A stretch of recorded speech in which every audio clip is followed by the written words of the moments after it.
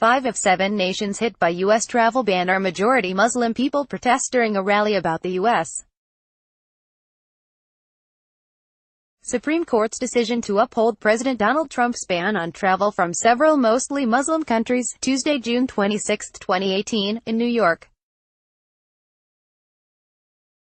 Muslim individuals and groups, as well as other religious and civil rights organizations, expressed outrage and disappointment at the U.S. Supreme Court's decision Tuesday to uphold President Donald Trump's ban on travel from several mostly Muslim countries. AP photo, Andrei Skudotsky, the 7 nations under the Trump administration's travel ban, upheld by the U.S. Supreme Court, include 5 majority Muslim countries, prompting dissenting Justice Sonia Sotomayor to assert that the entry restrictions were motivated by animus toward the Muslim faith. The administration cites security concerns. The list includes countries with a hostile relationship with Washington, such as North Korea, Iran and Syria. Others, such as Somalia and Yemen, are considered hotbeds of Islamic militant activity. Most of the nations have yet to react to the court's decision Tuesday on the ban, which has been fully in place since December, when the justices put the brakes on lower court decisions that had blocked part of it from being enforced.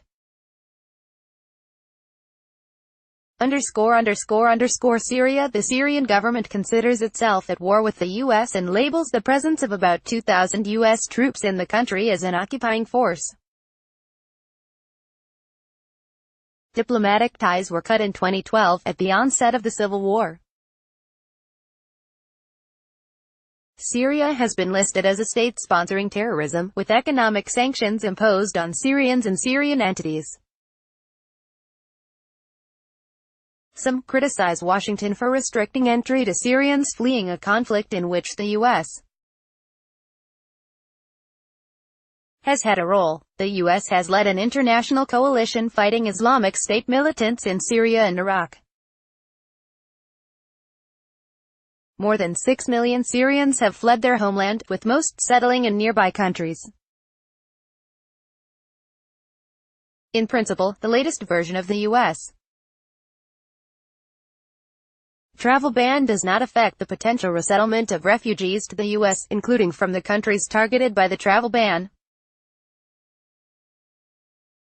However, previous Trump administration restrictions on entry did affect Syrian refugees, leading to a backlog of cases at a time when the U.S. lowered the cap on refugee admissions. Iran President Hassan Rouhani indirectly condemned the travel ban Wednesday, saying the actions of a president who oppresses the entire Muslim world will not remain without a response. Many in Iran blame President Donald Trump's decision to pull America from the nuclear deal for their worsening economy. Since the 1979 Islamic Revolution and U.S. embassy takeover in Tehran, Iranians have been forced to travel to another country to apply for U.S. visas. Many come through nearby Dubai, where the U.S. consulate has a special listening post for Iran. Others travel to U.S. diplomatic posts in Armenia and Turkey. The travel ban has forced some Iranian students in the U.S.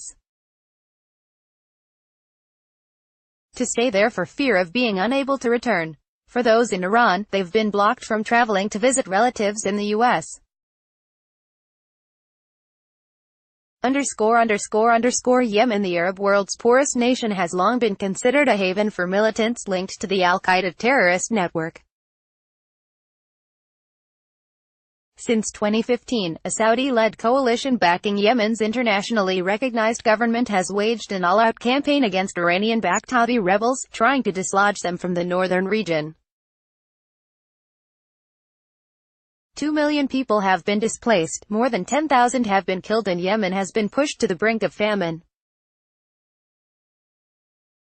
About 44,000 Yemeni Americans live in the U.S., according to the U.S.-based Center for Constitutional Rights. When the U.S. Embassy in the capital of Sana'a closed after the outbreak of war. Yemenis had to go to other countries to apply for U.S. visas. Libya fell into chaos following the 2011 uprising that toppled and later killed strongman Muammar Gaddafi, who had ruled for more than 4 decades. Since then, the North African country has emerged as a major transit point to Europe for those fleeing poverty and civil war in Africa. Libyan authorities have recently increased efforts to stem the flow of migrants, with European assistance. Somalia. Another al-Qaeda-linked group, Al-Shabaab, has been staging attacks in Somalia for years. A suicide bombing in the capital of Mogadishu in October killed more than 500 people. Between 140,000 and 170,000 Somalis, U.S. citizens and refugees, live in the United States, according to Somali officials. Many in the Horn of Africa nation would like to join their relatives in the U.S. to escape the violence and chaos. Marianne Abdullahi said she felt devastated after the Supreme Court ruling. Her hopes dashed that she could join her husband in Virginia. She said she and her sons, ages 6 and 8, had planned to go to neighboring Ethiopia where their U.S. travel plans were to have been processed. Now, Abdullahi said, all our future plans are doomed to failure. North Korea is still basking in the glow of leader Kim Jong-un's historic meeting with Trump earlier this month. The Singapore summit was front-page news in the North's government-controlled newspapers. The North has toned down its anti-U.S. rhetoric recently as it works to ease tensions with Washington and neighboring South Korea.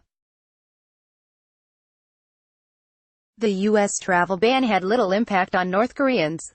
More painful was a U.S. executive order last year that barred all Americans from non-essential travel in the other direction. That cut off a small but lucrative flow of American tourists to the North.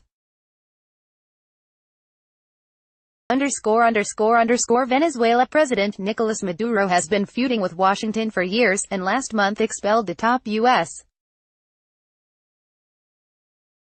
diplomat for allegedly conspiring with his opponents to oust him.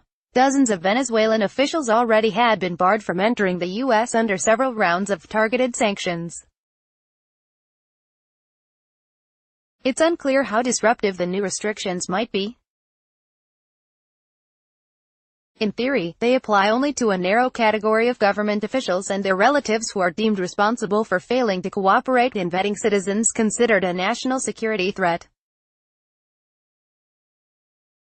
However, the travel ban also calls for more scrutiny of all Venezuelans applying for U.S.